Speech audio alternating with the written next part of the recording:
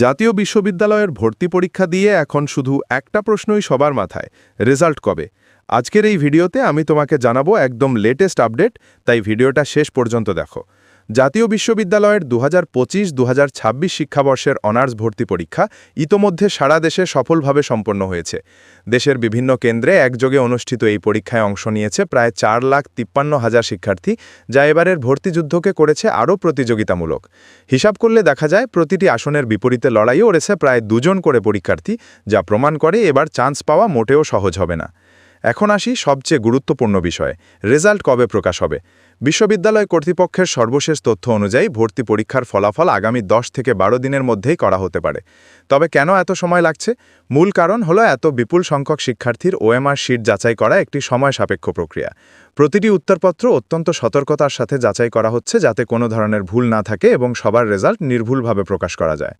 কর্তৃপক্ষ আরও জানিয়েছে তারা দ্রুত সময়ের মধ্যেই ফলাফল প্রকাশের জন্য কাজ করে যাচ্ছে। অর্থাৎ তোমাকে খুব বেশি দিন অপেক্ষা করতে হবে না, যে কোনো সময় চলে আসতে পারে তোমার কাঙ্ক্ষিত রেজাল্ট। এখন তোমার করণীয় কি? যদি তুমি এই পরীক্ষায় অংশ নিয়ে থাকো তাহলে এখন থেকেই মানসিকভাবে প্রস্তুত থাকো।